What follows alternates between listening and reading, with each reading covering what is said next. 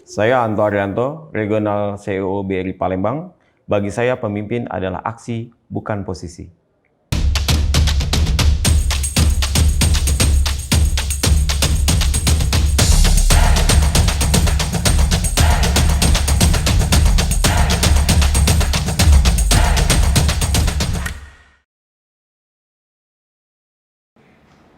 Halo Pak Anta, apa kabar? Halo Mbak Weni. Seger sekali nih Iya kelihatannya. Mbak, apa kabar Mbak? Baik, Sehat? sehat. Ya, silakan Mbak. Ih, keren. Apa Kita tuh? samaan. Oh iya, Ini sehati, namanya itu. sehati. Sehati ya. Kita lahir sama-sama hari Kamis. Oh iya. Chemistry. Oh Asik sip. Iya. Silakan Mbak, silakan Iya, Mbak. makasih. Iya. Selamat Oke. datang nih Mbak di BRI Iya. Regional Office Palembang, Mbak. Saya Oh. surprise ya karena udah lama nggak kesini Oh iya, dan ternyata kantornya sekarang betul-betul kata Tukul tuh amazing. amazing. Iya, Mbak. Amazing. Ini ya sesuai dengan konsep kekinian ya. Betul. Banyak betul. ruang terbuka gitu ya. Iya, co-working space kita sekarang Co-working istilahnya. space. Co-working space, iya. Oke. Pak Anto, boleh ya kita buka Oke. masker ya? Kita Tetap jaga yakin. protokol kesehatan tapi ya. Iya, benar dong tentunya. Ini rada ribet nih saya kalau kayak gini. Sorry. Oke. Iya, Mbak. Pak Anto, ini saya surprise. Pertama, dalam masa seperti sekarang ini BRI kayaknya kasih kejutan. Karena Anda adalah pemimpin muda. Saya udah searching nih, ya. Umur baru 48 tahun. Amin, amin. Udah jadi CEO. Alhamdulillah. Wih, keren banget ya. Selamat ya. Ya, makasih Mbak. Nunggu traktirannya. Asik. Siap Mbak, kapanpun. Oke, jadi Pak Anto, kita ini ada di acara namanya Leaders Talk. Yes, oke. Oke, Leaders Talk ini sebuah program baru yang ada di Tribun Sumsel dan Sriwijaya Pos, Sripuku TV seperti itu. Kita ini ingin sekali menghadirkan pemimpin-pemimpin ya kan dari korporasi yang punya pemikiran-pemikiran, punya inspirasi tentang bagaimana memimpin gitu ya kira-kiranya. Ini baru pintu masuk dan tenang aja kita ngomongnya santai-santai aja. Saya sih deg-degan Mbak ketemu Mbak aja. Enggak, saya senengnya santai-santai aja kok. Oke, Leaders Talk. Pak Anto, saya manggilnya Mas apa Pak ya? Supaya akrab kayaknya saya manggilnya Mas. Boleh nggak ya? Boleh apa aja lah. Agak mesra dikit. Iya. Umur 10 tahun di bawah saya. Oke, Mas Anto. Saya kaget lagi karena Anda ini adalah seorang sarjana hukum. Betul. Ya, ceritain dong gimana sih bisa sampai akhirnya pada posisi ini. Tapi gini, kita cerita yang santai-santai dulu. Oke. Anda lahir di mana? Kalau ngelihat nama tuh kan Anto Arianto. Betul. Kayaknya orang Sunda. Gitu ya? Gitu ya. Oke, mulai dong ceritain masa kecil seperti apa secara ringkas supaya orang tuh kemudian kenal dan sayang. Oke. Saya sebenarnya lahirnya di Jakarta. Jakarta. Waktu itu karena ayah saya bertugas keluar kota, sedangkan ibu sedang hamil 2 sehingga saya dititipkan, ibu dititipkan di rumah kakak dari bapak saya. Saya lahir di sana, tapi kalau di akte kelahiran, ini mohon maaf nih kementerian, saya tercatatnya di Bandung. Bandung, gitu. oke. Saya lahir 10 Juli 1973 di kota Jakarta, tapi kemudian besarnya di Bandung. Jadi semenjak itu saya lebih banyak, hidup saya kalau dihitung-hitung dari saya sekarang tuh 15 tahunan lah di Bandung. Jadi saya mulai dari TK di sana, SD, terus kemudian pindah ke Bogor, kota Bogor. Nah, saya agak lama juga di Bogor, dari mode SD dan SMP. Saya dibesarkan dari keluarga sederhana. Cuma kami 5 bersaudara. Cewek 1 kakak saya, yang lain cowok-cowok 4 orang. Cuma yang Anda anak kedua.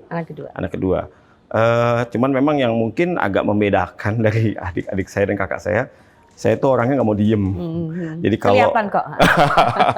jadi kalau liburan gitu ya,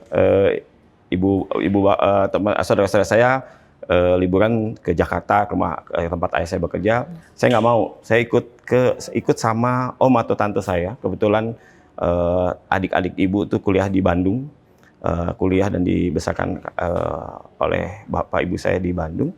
Nah, mereka suka liburan pulang ke rumah Eyang Putri. Pada waktu itu Eyang kakung saya atau kakek saya sudah meninggal. Jadi kalau di keluarga saya sih dibilang tuh saya menggantikan kakek. Oh. Karena beliau meninggal, saya lahir, Oke, gitu. Jadi kayak iya. ada ganti. Dan saya sering liburan di sana di daerah Tuban, Jawa Timur. Tuban, Jawa Iya. Timur. Oke. Jadi kalau sebenarnya kalau dari saya paling susah kalau ditanya, untung Mbak Wiwin nggak nanya asli mana gitu, karena saya jadi bingung gitu. Karena Indonesia lahir, ada pasti. iya pasti Indonesia. Lahir di Jakarta, besar di Bandung, tapi bapak ibu Jawa Timur. Bawa ibu Jawa Timur, Iya, sama gitu. kita Surabaya saya. Oh Surabaya, Saya, oh, iya. Jadi logat-logatnya masih agak anak kenceng. Jakarta tapi. Logatnya anak Jakarta. Bandungnya juga nggak kelihatan, Iya. padahal udah 15 tahun. Iya, di sana kalau ya. nama ya nama pun pasti orang tua kasih ada artinya ya saya ikut aja lah. Gitu. Kan nggak mungkin waktu itu. Anto Arianto artinya apa ya? Nggak ada sih sebenarnya. Kami sekeluarga namanya hampir sama gitu semua. Oh gitu. Mm-mm. Contoh Gitu. sebutin. Kakak saya Ani Aryani, Oh gitu. adik saya Adi Aryadi. Oh, gitu. Nggak kreatif ya sebenarnya. Nggak kreatif ya, kayak belum ada Google soalnya kali Iya. ya. Belum ada arti nama. Betul. Oke, Mas Anto. Terus Anda ini kan kuliahnya di Unpad, Iya betul. Ya? Tas hukum. hukum. Betul. Kok bisa yang nyasar jadi banker?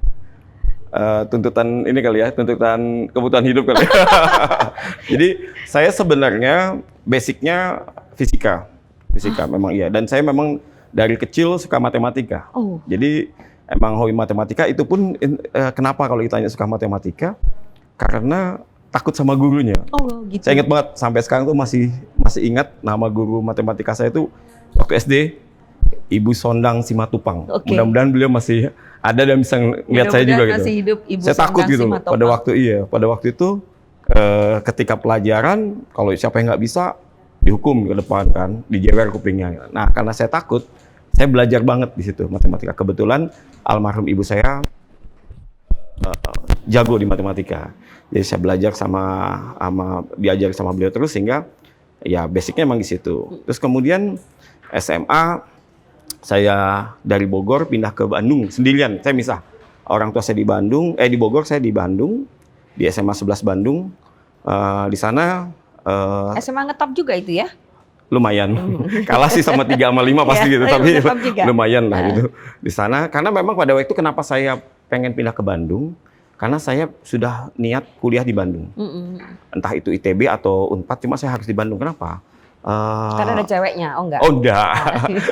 Wah waktu itu Mbak Wiwin bilang pasti nggak kenal saya. Apa namanya? Karena saya di sana pertama punya potensi untuk bisa masuk kedua universitas itu.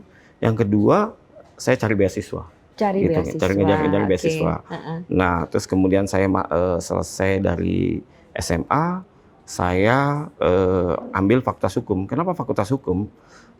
Tadi saya cuma cari titik di mana saya bisa cepat selesai dan lulus.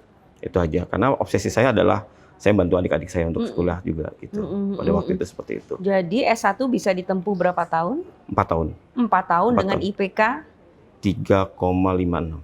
Wah, keren. Gitu, Dan itu iya. Unpad. Unpad, iya. Unpad ya. Iya. Nah, terus kenapa nggak tertarik jadi lawyer? Sebenarnya kalau saya waktu itu lebih tertarik masuk militer sebenarnya. Iya, Iya. karena bener masih kelihatan tuh. Karena dari zaman Posturnya SD, masih dari kelihatan, zaman heeh. SD SMP, saya ekstrakurikulernya rata-rata seperti itu. Jadi OSIS saya ikut, pernah jadi ketua OSIS juga, terus kemudian Paskibra pernah, terus Pramuka udah pasti, ikut Jambore juga 2 kali, terus sepak bola pernah ikut Persikabo Junior, Oh ya? iya, dan itu dapat duit, Posisi? posisi bek kanan. Wah, keren. Dan itu dapat uang waktu itu. Saya tertarik kenapa? Karena ditawari saya dapat beasiswa dan dapat uang, Mbak. Oke. Itu waktu itu kelas 6 SD, saya dikasih aparel sepak bola. Sepak bola. Terus setiap bulan dikasih 100.000 zaman itu. Zaman loh. itu, ya. Wah, udah itu. Bapak saya bangga banget. Ibu saya marah-marah. Karena nemnya dan sekolahnya jadi berantakan kan Iya, gitu. iya, Karena iya. pagi harus sekolah, sore latihan gitu seperti itu. Dan itu berapa lama? Sampai kelas 3 SMP. Lumayan Iya, ya? saya makanya saya didorong sama ibu pindah ke Bandung supaya nggak main bola Nggak terus main gitu. bola, aduh. Padahal sih seru juga gitu. Padahal jiwa raga. Iya gitu. Sekarang masih main bola sesekali iya, atau futsal? sesekali masih. Kalau saya alhamdulillah olahraga sih Bisa semua bisa ya? semua tapi ya bisa doang gitu, Bisa nggak doang terlalu ya. Kecuali gimana. sepak bola ya lumayan banget ya. Enggak juga. Bek kanannya Persikabo Junior bukannya main-main ya, itu kan Iya. ya ini juga ya, Mm, agak-agak milestone masih anak-anak juga ya betul. gitu ya. Terus kenapa hukum? Heeh. Karena di situ menurut saya menarik juga. Kebetulan Eyang kan zaman dulu ya, bahasa Belandanya bagus karena di hukum juga kan ada bahasa Belandanya tuh, betul. ada beberapa juga enak, dan kebetulan salah satu pertimbangan saya juga itu tadi, saya mau cepat selesai kuliah gitu. Sebenarnya saya sempat double degree waktu itu di Fakultas Ekonomi Unpad juga. Jadi saya masuk hukum 92, 93 saya ikut apa dulu namanya UMPTN ya. UMPTN. Nah, masuk juga, lulus juga di ekonomi, tapi umpet-umpetan waktu itu nggak boleh. Jadi kalau kita ketahuan malah dikeluarkan dua-duanya. Gitu. Akhirnya nggak sanggup juga, ya sudahlah kita ambil satu aja. Gitu. Oke, dan kemudian justru dengan background ilmu hukum itu agaknya membuat seorang Anto Arianto justru bisa kuat di bank. Ya, karena kebetulan ketika ambil judul skripsi, saya nggak mau judul yang biasa. Saya ambilnya memang spesifik perbankan. Waktu itu saya ambil skripsinya tentang commercial paper, tapi di bank tetangga, bank beda. Baru saya mau nanya. Nggak di BRI memang. Karena waktu itu saya dapat, jadi gini, waktu itu saya di-challenge sama dosen pembimbing saya, almarhum Pak Man Suparman, kebetulan juga dekan Fakultas Hukum Unpad, untuk ngambil judul skripsi yang waktu itu belum banyak di orang tentang bank ya, commercial paper gitu. Tapi dari sisi hukumnya. Oke.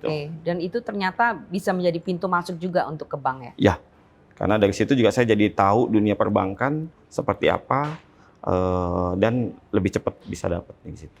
Oke. Dan bagaimana nanti perjalanan atau debut ya seorang anak muda kelahiran Jakarta, besar di Bandung, dan akhirnya kemudian mengawali karir di bank. Kita akan masuk pada sesi kedua, masih pada acara Leaders Talk, bagaimana seorang Anto Arianto nanti akhirnya bisa menjadi CEO di regional Palembang. Ini wilayah yang sangat luas, ya, betul. Ya, punya sekian berapa ribu nasabah ya. Tolong dipikirkan jawabannya. Harus dihafal ya. Harus hafal ya. Dan kemudian bagaimana bisa bank bertahan pada era yang terdisrupsi oleh digital sedemikian rupa sampai saat ini ya. Pak Anto, ini kan ruang keren banget ya BRI. Boleh nggak saya diajak-ajak keliling ya? Ayo, mari kita ke di atas itu ada namanya Brilliant Cafe. Gitu, tempat keren. Enggak Bu, itu tempat kerja tapi ada kopinya. Oh, nah itu maksud saya ngopi. Siap. Boleh ya? Ya silakan Bu, mari Bu. Ya.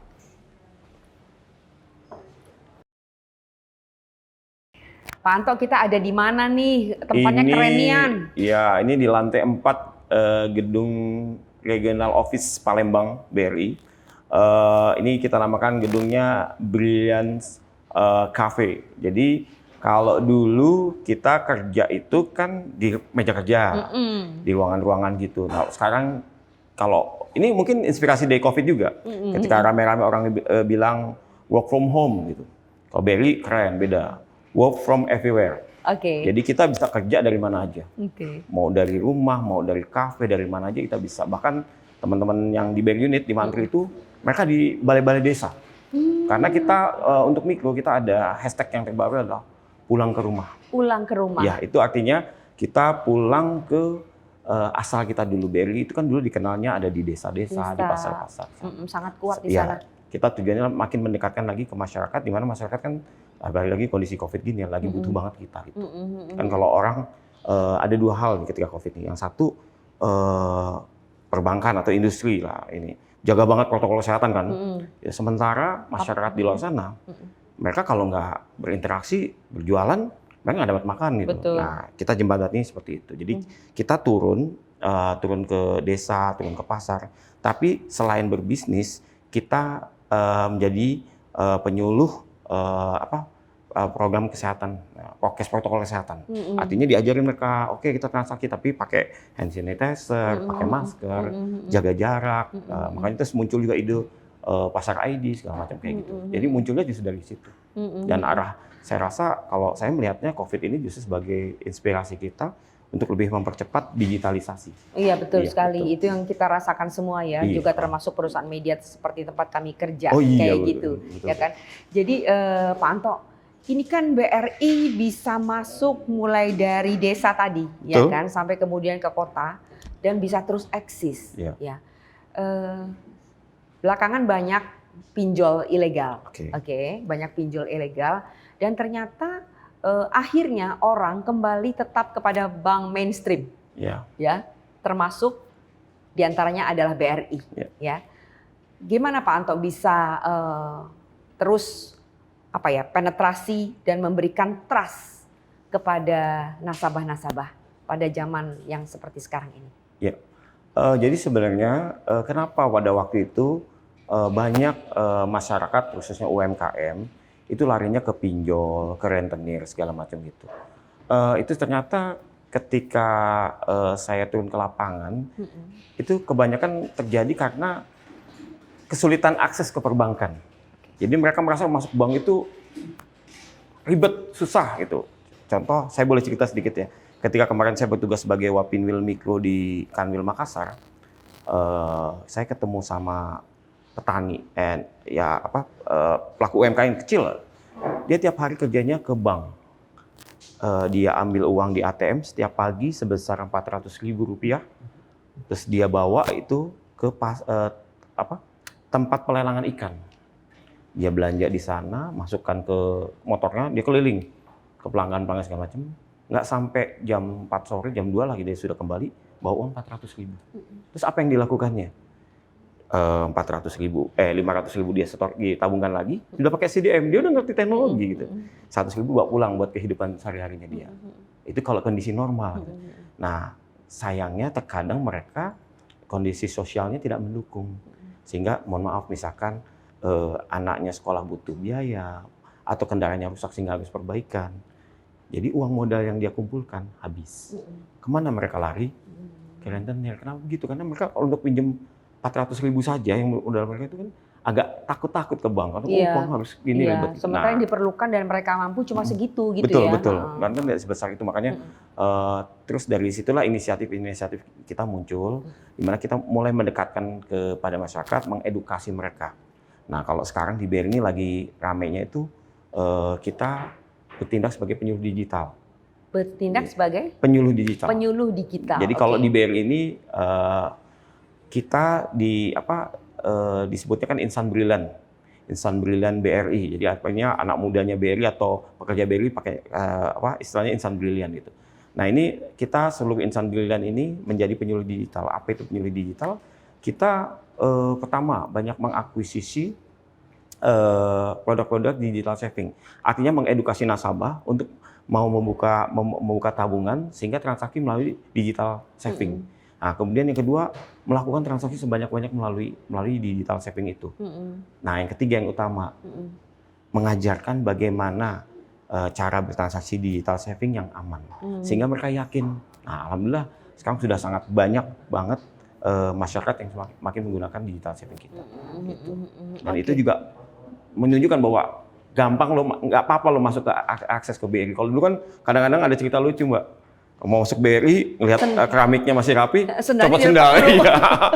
Dengar juga mungkin ya gitu. Iya. Nah, sekarang udah enggak. Naik liftnya juga kayak gitu. Nah, itu. Buka sepatu dulu, buka sendal dulu. Betul. Ini kita makanya tadi kita pulang ke rumah, ya. Itu maksudnya seperti itu. Jadi pulang lebih ke rumah. dekat dengan masyarakat. Karena saya ingat saya waktu saya masuk 2010 di BRI dan kebetulan saya job di Yogyakarta waktu itu di cabang di unit Ngaglik, cabang Sleman. Itu dulu itu mantri itu tenaga marketingnya gitu. Itu dekat banget sama nasabah. Dekat banget, Mbak. Sampai kalau misalkan mohon maaf ya, nasabah kita tuh mau nikahin anaknya aja, nanyanya ke kita, tanggal berapa yang baik gitu sampai gitu. Terus anaknya mau sekolah nih habis kuliah, oh bagusnya kuliahnya di mana ya? Di Unsri atau di Unpal? Nah, seperti gitu, sampai seperti gitunya. Nah ini yang kita kembalikan lagi sekarang. Oke, jadi boleh dibilang dengan zaman yang seperti sekarang ini, BRI justru pulang ke rumah. Betul. Bagus ya Dekat, tagline-nya semakin ya. dekat dengan nasabah. Semakin dekat, jadi Iya. ini faktor ininya yang disentuh hati. Betul. Kayak lagunya Ari Lasso. Sentuhlah di hatinya. Oke, Pak Anto ini kan memulai karirnya itu boleh dibilang di Palembang, benar nggak sih? Atau nggak mulai-mulai amat, tapi paling tidak Palembang tuh Palembang sesuatu banget ya? Iya, Palembang itu menurut saya juga punya nilai historikal yang luar biasa. Karena 2010 saya pertama kali diangkat sebagai branch manager itu adalah di Kanwil Palembang. Memang bukan di kota Palembangnya. Jadi pada waktu itu wilayah Kanwil Palembang pada waktu itu adalah salah satu kanwil yang sangat amat diperhitungkan karena salah satu anchornya BRI. Karena membawahi 5 provinsi waktu itu. Palembang sendiri atau Sumatera Selatan, Jambi, Bangka Belitung, Lampung dan Bengkulu. Ya, Iya gitu. betul. Jadi saya waktu itu ditugaskan menjadi pemimpin cabang di BRI Arga Makmur di Provinsi Bengkulu. Nah, tapi kanwilnya di sini. Nah, dari situ justru pertama kali belajar benar-benar gimana jadi leader. Karena kan pertama kali di Umur berapa tuh ya? 38. 2010 umur berapa ya? 38 ya? 38 ya? Iya, sekitar itu. Ya, 38. Dilepas. Udah jadi BM ya? Iya, betul. Dan dilepas itu pertama kali jelas saya sangat-sangat khawatir juga gitu. Karena di satu daerah yang menurut saya sangat-sangat menantang ya, di tengah perkebunan sawit dan membawahi 15 BRI unit yang tersebar. Unit kerja saya Mbak, supervisi saya itu paling jauh itu 8 jam perjalanan darat. Itu di daerah Muko-Muko. Muko-Muko. Iya. Itu perjalanan 8 jam itu bukan perjalanan darat yang biasa. Ya jalanannya luar biasa terus gitu. Tapi saya menikmati banget gitu. Di situ saya benar-benar benar-benar belajar jadi leader itu seperti apa gitu. Mengomandai ya hampir 300 orang yang tersebar gitu. 300 orang tersebar. Iya. Pada umur 38 tahun. 38 tahun Iya. iya. Oke. Dan apa yang kalau di bank utamanya yang di retailnya saya mungkin agak pegang ya karena sebelum-sebelumnya pernah gitu. Tapi yang mikronya itu yang sangat tersebar. Tapi ya gitu rezeki. Nah ini saya sedikit cerita ya. Berezekian ini kalau kata orang Palembang berezekian ini. Jadi ya, kan? saya mau titip ini aja salah satu. Jangan pernah berhenti berbuat baik karena kadang-kadang kita ketika berbuat baik itu kalau kita tidak ditemukan sama orang tidak menemukan orang baik lagi, kita ditemukan sama orang yang baik. Waktu itu saya takut banget. Tunggu, pelan-pelan ngomongnya. Pelan-pelan anak muda. Jadi Pak Anto pesen nih. Iya.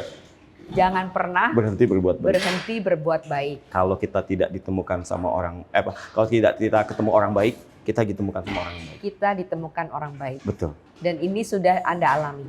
Apa? Sudah Anda alami selama Sudah saya ini. alami. Jadi Contohnya gimana? Jadi ketika itu kan ya karena tadi di BRI Arga Makmur, di BRI Arga Makmur yang begitu luasnya 15 BRI unit. Saya tidak punya pengalaman di mikro kan. Ketika saya mau berangkat saya masih gelap lah tentang mikro gitu.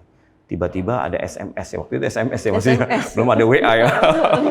Ada SMS masuk, Pak, saya Asmanusin Pak. Namanya masih ingat? Masih. Saya Pak Asmanusin Pak. Dulu waktu pendidikan di Diklat BRI, saya sekelas sama Bapak Pak. Bapak yang banyak ngajarin saya. Gitu. Aduh saya lemes banget itu. Dan saya dijemput. Karena beliau bilang, saya asisten manajer mikro tempatnya Bapak Arga Makmur. Aduh saya lega banget itu. Begitu ketemu ternyata kenal. Dan sampai sekarang alhamdulillah silaturahmi ya. Udah kayak udah kayak orang tua saya. Udah kayak bapak saya. Jadi kalau saya kemana-mana itu pasti dia mantau. Iya, gitu. Oke. Gitu. Jadi selalu ada kemudahan ya. Iya, dan saya juga banyak belajar leader dari dia, dari beliau. Karena beliau mengangkatnya dari bawah lagi. Kalau saya masuk program staff, beliau itu dari driver. Sampai terakhir, alhamdulillah saya bisa memotivasi beliau. Saya nggak mengutamakan atau gimana, tapi memang leadernya kuat sekali. Sampai beliau bisa terakhir pensiun di posisi manajer bisnis mikro dan itu menurut saya luar biasa. Oh oke, luar biasa. Ngomong-ngomong, dari tadi saya nggak ditawarin minum. Oh iya, kopinya udah jadi Mas ya? Ini mari. Ini apa? Ini apa, kopi apa? Oke. Oke. Minum boleh dong? Boleh. Jadi ini ya, kalau di Brilliant Cafe ini juga gitu. Kami nanti bekerja di sini sambil ngopi, tapi produktif tetap. Iya. Gitu, jadi nggak harus ini. Sambil ini ya, mencari solusi ya. Betul. Nasabah mana lagi nih belum bisa ditembus. Seperti itu. Saya bukan kopi, saya minumnya lemon tea. Lemon tea. Boleh ya. Oke.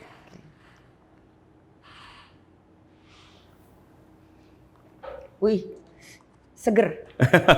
Jeruknya kerasa dan memang ada irisan jeruk. Ada. Asli. Kalau itu apa? Kopi, kopi tubruk. Kopi tubruk. Kopi tubruk memang paling enak. Hobi ngopi? Hobi ya? Iya. Dan kopi kita pasti paling enak. Kopi Nah, sih. Ya. Iya. Kopi kita maksudnya kopi Sumatera Selatan paling enak. Harus bilang iya. Iya. Iya. Tapi memang iya gitu. Iya kan, bener kan? Iya gitu. Robusta kan? Robusta. Enak. Terima kasih nih udah dikasih minuman seger kayak gini di sore yang cerah, Cerah ya, alhamdulillah. di tempat yang bagus, pada posisi yang sangat keren. Biasa aja. 48 tahun, belum genap 50 tahun, sudah menjadi CEO. Kayaknya termuda ya? Kalau di regional CEO iya. Regional CEO. Se-Indonesia ya. Wih, Iya, keren. gitu. Pasti ada alasannya ya kenapa seorang Anto Arianto ditempatkan. Pasti ada alasannya dan saya nggak tahu alasannya apa. Itu tadi alasannya adalah bekerja itu harus jangan pernah berhenti berbuat baik. Iya. Kuncinya itu aja sih sebenarnya. Kuncinya itu. Iya, betul. Saya juga nggak nyangka kok dikasih amanah. Karena saya sendiri secara pribadi tidak punya ambisi yang sangat besar untuk itu. Tapi ketika kita dikasih amanah untuk menempati apapun, lakukan saja yang terbaik, gitu aja. Kaget nggak? Kaget banget. Gimana Kaget ceritanya? Jadi mula-mulanya sebenarnya ketika awal 2020 bulan Januari saya dapat SK untuk menjadi wakil pemimpin wilayah waktu itu. Ya promosi memang dari cabang gitu. Di Makassar waktu itu. Nah, pada waktu itu belum dedikatif wakil pemimpin wilayah apa gitu. Makassar kota besar ya kan, metropolitan Gitu. itu. Terus karena saya paling bungsu, datangnya di sana kebetulan ada WP yang sama 3 orang WP sama. Terus tiba-tiba saya dikasih, kamu pegang mikro ya gitu. Lagi dia bilang, waduh mikro lagi padahal saya udah berapa lama udah nggak pegang juga gitu. Tapi saya jalankan gitu. Saya jalankan kebetulan salah satunya kenapa nggak pada berani pegang mikro itu karena direktur pembinanya, mohon maaf Pak, Pak Supari agak kenceng. Karena Pak Supari memang salah satu BOD kita yang concern banget loh. Karena BR itu kan DNA-nya mikro ya. Betul. Ya kan? Justru itu. Nah itu salah satu berkah ya gitu. Ketika itu tidak ada yang mau dan saya dikasih tugas itu ya saya jalankan gitu. Nah itu juga saya bilang jangan pernah mengeluh ketika kita dikasih sesuatu. Karena ketika orang lain mengeluh, justru itulah kesempatan buat kita gitu. Nah, saya tertantang justru di sana, ter-challenge di Makassar karena beliau cuma ngomong gini, toh dulu pernah ada CEO di Makassar yang menjadikan Makassar ranking 1 gitu loh. Ya beliau orangnya gitu. Nah, saya banyak belajar dari beliau dan kuncinya sebenarnya dari selama saya sudah 21 tahun ya di BRI. Kekuatan di BRI adalah kedekatan dengan pekerja, kedekatan dengan nasabah. Itu yang sebenarnya culture yang nggak dipunyai oleh bank lain sebenarnya.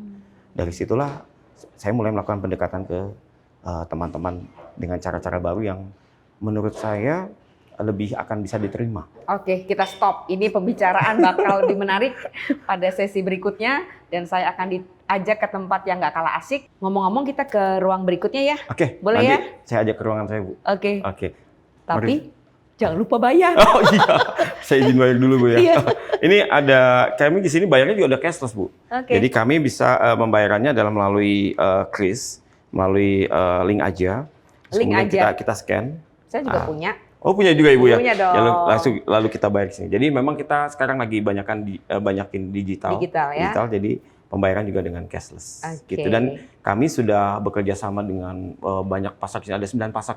Jadi pasar tradisional tapi kita kiriskan juga 9 pasar yang di sini, di Palembang di saja. Palembang. Iya. Oke. Kalau kemarin target kami Kanwil Palembang itu oleh BI kita ada 25.000 kiris yang kita lagi pasang. Itu untuk Palembang saja. Oke. Iya, Bu. Udah bayar? Sudah. Oke. Oke, Mas. Udah ya? Makasih. Ya. Nah, ini kita masuk ke sesi yang paling oke. Kan ini namanya leader stock ya, Oke, Pak Anto ya. Ya. Dan Anda sudah membuktikan bahwa Anda bisa menjadi pemimpin, menjadi CEO regional Palembang dan membawahi berapa karyawan? Karyawan kita ada 5.000. 5.000. Iya, terdiri dari 21 kantor cabang. Kemudian BRI unit sebanyak 234 BRI unit. Wow. Tambah 38 KCP. Oh, tadi Pak Anto bilang bahwa DNA-nya BRI itu kan selain pulang ke rumah, artinya sangat dekat dengan orang-orang mikro seperti itu ya. Kemudian juga adalah dekat dengan karyawan. Iya. Itu kan bukan hal yang mudah ya Pak Anto ya. Betul. Apalagi pada masa seperti sekarang ini, kita berada pada era digital, terdisrupsi semua. Anda harus memimpin sebuah wilayah yang sangat besar, amanahnya juga tentu besar. Bagaimana Anda bisa memimpin itu semua? Jadi bagi saya kalau pemimpin itu bukan jabatan ya atau posisi, tapi lebih pada perbuatan. Kita tidak sebagai pemimpin kita tidak hanya memberi contoh, tapi melakukan contoh itu. Jadi tidak hanya cuman contohnya begini gitu, tapi melakukan actionnya seperti apa. Coba tolong saya dikasih contoh. Bagaimana Anda bisa mencontohkan juga tentang nilai-nilai kepemimpinan itu sendiri di sini? Baik, yang sederhana saja. Kita contoh di BRI integrity yang pertama dijaga integritasnya. Ya kita sangat junjung tinggi integritas itu. Kita memberi contoh kepada semua pekerja bahwa integrasi itu yang utama. Contoh paling sederhana saja. Meskipun sekarang di BRI sudah digital ya, absen bisa dari mana saja. Tapi kita tunjukkan bahwa saya sebagai leader di sini, saya datang paling pagi. Datang paling pagi. Paling Jam? pagi. Saya jam 6.45 sudah di sini. 6.45. Iya. Terus? Itu. Nah, itu jadi kan OB-nya aja mungkin belum datang belum ya? Belum datang. Kadang-kadang lagi bersihin saya masih di sini. Hati-hati. Hati-hati. 6.45 udah datang. Iya. Karena bagi saya sebagai nahkoda harus datang lebih dulu dan memastikan semua perangkat yang ada bisa dipakai untuk bekerja. Contoh sederhana, saya datang ke sini, saya buka komputer, saya lihat apa yang harus saya sampaikan hari ini di doa pagi. Di doa pagi. Iya. Oh, ada ritual itu? Ada. Alhamdulillah BRI sekarang kita sedang melakukan culture transformation. Kita sekarang setiap pagi melakukan doa pagi bersama dan di situ bukan hanya sekedar doa. Kalau doa kan saya yakin semua orang sudah berdoa gitu. Tapi ketika saya selalu menggambarkan bahwa kalau doa pagi itu kayak zaman dulu mungkin Mbak Weni pernah ya waktu kecil kumpul satu keluarga besar di satu meja makan dan kita di situ satu sama lain saling berdialog. Dan itu kayaknya sekarang udah mulai pudar ya. Nah saya selalu membayangkan seperti itu bahwa apalagi di BRI. Jadi setiap doa pagi itu bukan kepentingan, bukan doa, bukan absen dengan manajemen SDM, tapi bagaimana kita sebagai suatu keluarga kumpul sehingga satu sama lain bisa saling support. Saya bisa misalkan melihat ada kepala bagian saya yang nggak ada, departemen head saya nggak ada hari ini. Kemana dia gitu loh? Ada yang tahu nggak kabarnya? Jangan sampai kita sibuk dengan bekerja terus anggota keluarga kita sendiri kita nggak tahu. Nggak gitu. tahu. Iya, padahal disitulah kekuatannya kita. Saya selalu bilang bahwa Kanwil Palembang ini keluarga kecil yang merupakan bagian besar dari keluarga BRI secara keseluruhan. Di doa pagi lah itu semuanya dimulai. Kita hari itu mau ngapain, terus kemudian kita juga mau gimana itu udah tahu semua dan semua menjadi satu misi, satu visi dengan kita semua. Dan untuk waktu tertentu kami malah apalagi sekarang ada Zoom ya. Waktu itu kita malah Zoom dengan teman-teman di unit kerja yang jauh-jauh di sana. Sehingga semua bisa merasakan gitu loh. Oh, regional Palembang sedang kekurangan misalkan untuk penyaluran KUR. Jadi semuanya bergerak. Bayangkan kalau itu hanya dikerjakan 1-2 orang saja. Tapi kalau semuanya tahu dan mau melakukannya, pasti akan lebih ringan buat kita. Gitu. Oke, jadi tadi Pak Anto sudah mencontohkan datang paling awal, jam 6.45 sudah di kantor, kemudian melakukan ritual doa pagi bersama semua, dan ini ya saling peduli. Ya, Karena satu sama lain. begitu dilihat ada yang nggak datang satu, kemudian Pak Antonya nanya, kemana? Apakah sakit gitu ya? Atau ada halangan apa? Atau bannya pecah barangkali ya? Ban mobilnya pecah. Mungkin ya sama seperti saudara. Tadi kalau kaitannya sama integriti, salah satu kan brilian itu kan BRI 5 nilai. BRI 5 nilai, ya. oke. Pertama integritas, profesionalisme kedua, terus trust, aku jadi saya lupa ya. Integrity, profesionalisme, trust, innovation, customer centric. Nah, yang utama pasti integrity. Nah, ketika integrity itu kita tunjukkan apa? Di doa pagi itu awalnya segalanya. Jangan sampai ada, mohon maaf, anggota keluarga kita yang sedang kesusahan, kita nggak tahu. Akhirnya dia lari ke hal-hal yang negatif, penyalahgunaan kewenangan segala macam. Dan itu wajib ketika di doa pagi kita tahu saudara kita sedang kesusahan, teman kita sedang susah, kita bantu. Ibaratnya bahasanya gini, teman senang kita ikut senang. Tapi ketika teman susah kita bantu dia. Gitu. Dan itu yang menurut saya sangat-sangat jadi kunci utama. Gitu. Tapi Pak Anto kan gini ya, memimpin pada usia yang masih relatif muda untuk amanah yang sangat besar itu tentu bukan hal mudah. Apalagi kalau yang dipimpin itu ada yang lebih tua umurnya gitu ya.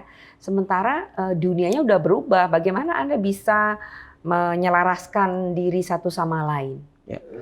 Saya ketika memimpin tadi seperti saya sampaikan bahwa pemimpin itu bukan jabatan. Saya bukan bos di sini. Kalau bos itu akan mengejarnya ada title kan. Sedangkan kalau leader itu people. Jadi saya lebih coba tolong diulangin, bagus nih. Tolong lihat kamera, bagus nih. Jadi kalau bos itu ya yang di-create adalah titelnya, jabatan. Tapi kalau leader yang di-create adalah people-nya. People-nya, orang-orangnya. Jadi seperti yang saya sampaikan tadi, saya lebih banyak memberi contoh. Mungkin pasti itu tantangan banget buat saya ketika yang menjadi anggota saya adalah lebih senior.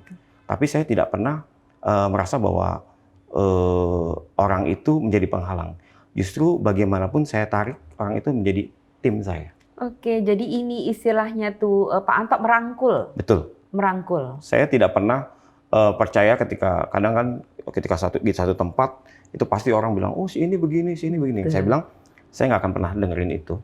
Saya selalu percaya bahwa setiap orang punya kemampuan dan kelebihan masing-masing. Kekurangan pasti, gitu ya. Nah, bagaimana mengkombinasikan itu? Kekuatannya dia, kita kombinasikan dengan kekuatan kita. Kekurangannya jadi tertutupi. Itu saja menurut saya. Jadi nggak ada lagi ketika senior, saya tetap respect. Secara pribadi saya respect karena bagaimanapun dia punya beliau-beliau ini pasti pengalamannya luar biasa. Dan saya dapat ilmunya itu dari situ. Betul. Contoh yang tadi seperti saya ceritakan ya, Pak Asman. Tadi, iya. Dia pengalamannya melit orang luar biasa. Segitu banyak ya. Saya ambil yang saya nggak tahu, yang saya nggak punya. Ya, itu yang saya dapat. Dan ketika kita ngasih, kan kita juga, tapi saya nggak pelit juga.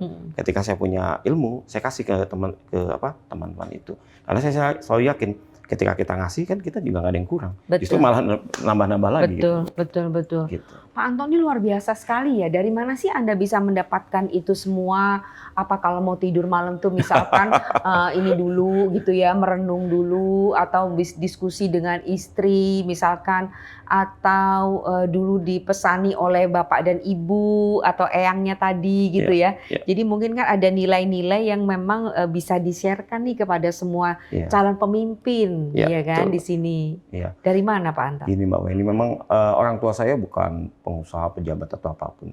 Tapi saya ingat banget almarhum bapak saya pernah bilang gini, Tok, kalau kamu mau merubah sesuatu yang tidak sesuai, kan biasa tuh waktu ini kan pengennya masih muda ya, emosi kayak demo tuh.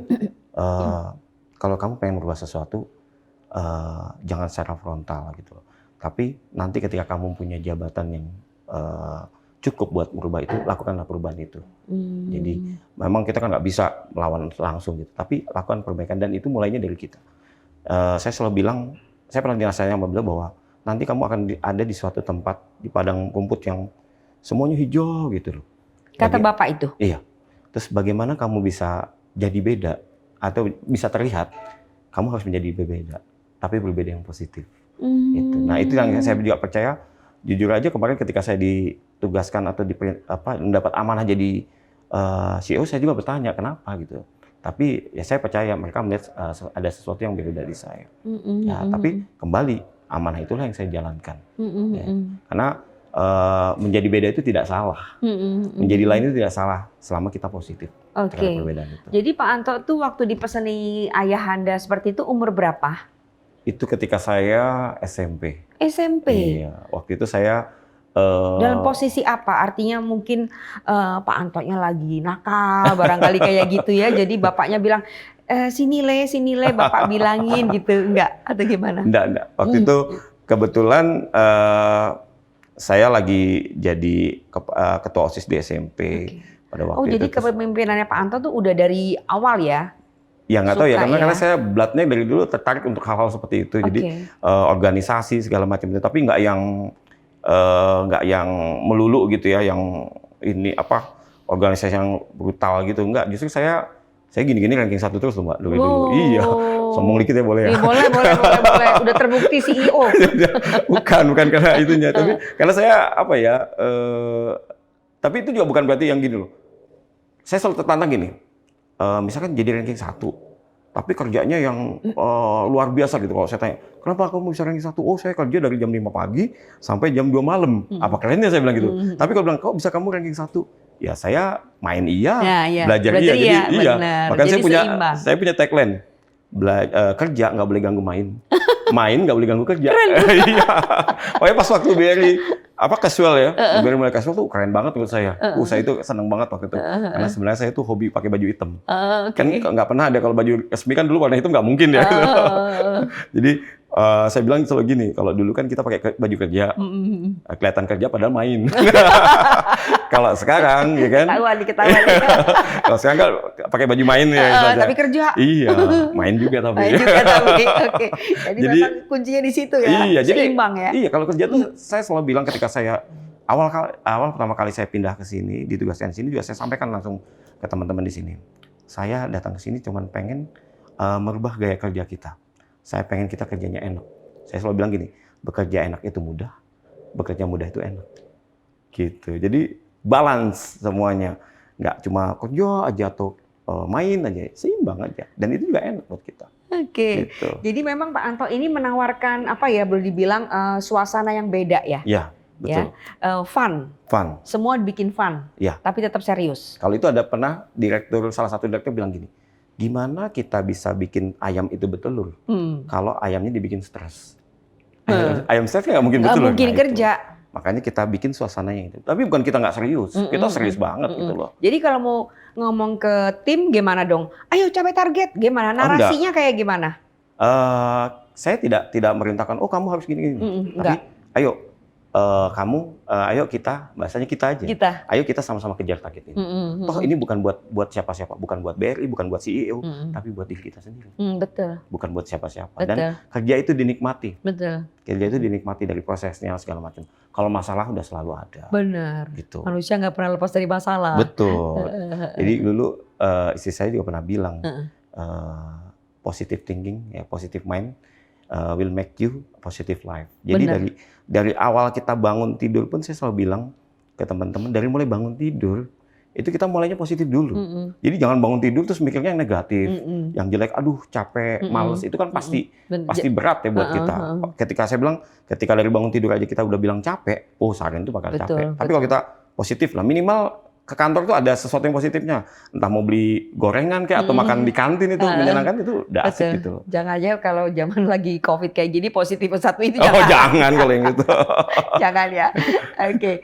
Jadi kemudian Pak Anto ini dalam memimpin memang punya gaya yang beda, ya kan?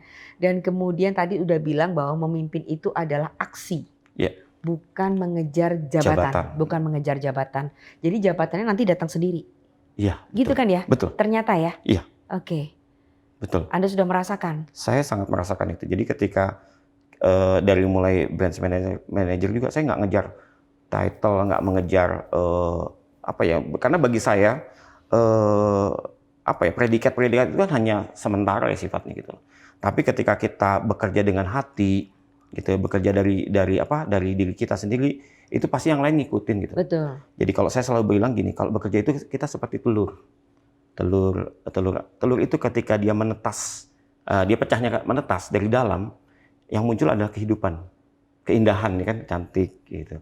Tapi kalau telur itu dipecahkannya dari luar, yang muncul kan kematian atau ya hal-hal yang buruk lah gitu. Jadi kalau kita bekerja juga kalau dipaksa itu nggak asik gitu loh. Tapi kalau atas dasar kesadaran sendiri, it's fine gitu loh. Contoh di BRI selalu ada apa namanya work-life balance ya. Ada komunitas-komunitas. Biasanya nih maaf, Pinwheelnya atau regional CEO-nya hobi sepeda. Sepeda. Semua beli sepeda gitu. Yang nggak hobi pun beli sepeda gitu. Iya. Karena takut tidak di ini diakuin gitu. Kan betapa repotnya gitu capeknya melakukan sesuatu yang bukan kemauan dari hati dia kita. sendiri. Iya, hanya karena untuk ambisi tertentu segala macam. Tapi kalau dari hati kita akan menyenangkan gitu. Kalau sekarang Pak Anto sebagai Pinwheel hobinya apa aja nih? Banyak naik motor sih. besar saya dengar tadi. Oh iya, Oke, naik motor. Terus? Itu pun bukan hobi sih, apa ya? Itu lebih pada apa ya? Kenyamanan saya aja gitu loh. Oke, terus yang lain pada nggak ngikutin motor besar nggak? Enggak. Saya nggak mewajibkan gitu. Enggak gitu Siapa ya? yang mau ayo. Enggak. Kadang-kadang saya naik motor sendirian aja gitu loh. Gitu Bahkan ya? menikmati dulu juga gitu. Ketika pimpinan saya suka motor, saya malah nggak terlalu suka gitu. Tiba-tiba dia nggak ada, saya baru suka gitu kan. Nah itu orang bilang, loh salah dong, harusnya waktu itu. Enggak gitu. Saya bilang, saya mau melakukan apa yang saya suka. Oke, jadi Gitu. memang Anda ini selalu jadi diri sendiri ya. Iya. Ya. Nggak perlu kita jadi orang lain. Nggak perlu jadi orang lain. Ih, asik banget ya perbincangan dengan Pak Anto. Luar biasa, sangat menginspirasi di acara Leaders Talk. Berbagi kiat bagaimana memimpin, karena Pak Anto ternyata banyak sekali sharing yang bisa diberikan kepada para calon pemimpin ya. Memimpin itu kan Pak, kalau kata wong Palembang, nah biar Pak Anto tahu, biar Pak Anto tahu nih. Siap. Jangan sampai macam ini. Mimpin ndak pacak, dipimpin ndak galak. Apa? Apa itu? Mimpin ndak pacak, itu nggak pantas ya kan? Bukan ndak pantas, nggak bisa. Oh nggak bisa, nggak pacak ya? Iya. Tapi dipimpin ndak galak. Nggak apa? Tapi dipimpin ndak galak. Nggak galak maksudnya? Nggak mau. Oh. Tanya sama Cek Dodi kagak ya? Iya. Jadi ya betul. Tadi saya juga setuju dengan istilah itu. Jadi artinya kadang-kadang kita juga kita tidak perlu merasa bahwa kita seorang leader harus semua yang dari kita yang keluar gitu atau yang kita perintahkan. Tapi kreativitas dibuka, dan anak-anak sekarang saya bilang luar biasa ya. Tinggal saya cuma mengarahkan saja. Sudah tinggal ini mereka aja, dan saya selalu menempatkan mereka bukan sebagai anak buah, tapi sebagai teman. Betul. Jadi ketika teman, ruangan juga sekarang kan BRI udah beda ya, leadership di BRI juga sekarang kan tidak tertutup lagi. Mungkin dulu Mbak ini pernah kesini ya, ruangannya gitu. Kenapa kan sebenarnya logikanya aneh ya, kenapa kaca di sini itu? Iya. Karena teman-teman bisa lihat saya lagi ngapain, nanti ketemu boleh, diskusi silahkan gitu. Dan sekarang saya bilang sarana medsos sudah banyak, silahkan untuk diskusi hal-hal karena nggak ada yang lagi bisa kita sembunyikan. Betul. Gitu. Dan sebenarnya bukan lebih disembunyikan, tapi lebih apa ya? Tidak ada batasan lagi. Tidak ada batasan. Tapi respect tetap ada. Betul. Saya bukan berarti ketika saya dekat sama ini terus jadi sembarangan, enggak. Saya bilang respect itu lebih muncul dari situ, dari rasa hormat teman-teman semua juga. Oke. Gitu. Keren banget obrolan kita sama CEO, apa istilah tadi? Regional CEO Palembang. Bapak Anto Arianto. Ya. Yang bilang bahwa memimpin itu adalah aksi, bukan untuk jabatan. Karena juga kalau memimpin itu adalah apa tadi? Kalau memimpin itu adalah people. Ya, jadi create people itu, bukan meng-create title. Ya, create people. Sementara kalau people itu kan sangat unik setiap orangnya. Betul. Ya, punya kelebihan dan kekurangan. Masing-masing. Seperti tadi dibilang oleh Pak Anto. Nah, Pak Anto tadi kan Anda bilang bahwa memimpin itu adalah aksi. Iya. Itu yang berkali-kali Anda mention. Betul. Kami punya kejutan. Wah, apa ini? Nih, udah ada Deg-degan kaos. saya jadi. Udah ada kaos siap pakai. Keren. Oh, yes. Boleh saya tunjukkan? Ya, saya izin buka ya. Iya. Waduh. Keren. Ini dapat dari Mudah-mudahan mana muat ini? ya. Hah? Muat, Ada muat. aja. Ada aja. Mudah-mudahan muat. Wah, ini buat motoran keren nih. Nah, langsung buat motor. Kok tahu warna hitam sih kesukaan saya? Tahu Oh, dong. tahu ya. Kan saya ini dukun. Keren Oh, ya? dukun. Iya, iya, iya. Keren Wah, ini ya? jadi nginget banget ya. Iya kan? Iya, Boleh nggak iya. dipakai? Oke. Mudah-mudahan muat ya. Muat ah. Muat dong. Muat dong. Keren nih. Makin gagah nih. Wih, keren. Oke. Tolong dibenerin dulu. Iya. Leader is an action, not a position. By Anto Arianto. Ini perbincangan kita yang paling keren, Leader Talk ya. Kita belajar banyak dari Pak Anto yang masih muda, tapi amanahnya sangat berat. Coba tolong, menghadap ke belakang karena ada yang keren lagi. Endorsement. Nah, Tribun Network Leaders, sebentar Pak, Pak. Oke. Ya. Tribun Network Leaders Talk, sripoku.com dan tribunsumsel.com. Oke. Kita semoga nanti ketemu di jalan, Pak Anto lagi motoran, saya boncengan. Siap. Aduh. Oke. Itu tadi perbincangan saya dengan Pak Anto Arianto. Semoga membawa banyak manfaat dan tentu saja menginspirasi bagi para calon pemimpin di Republik ini. Terima kasih. Assalamualaikum warahmatullahi wabarakatuh.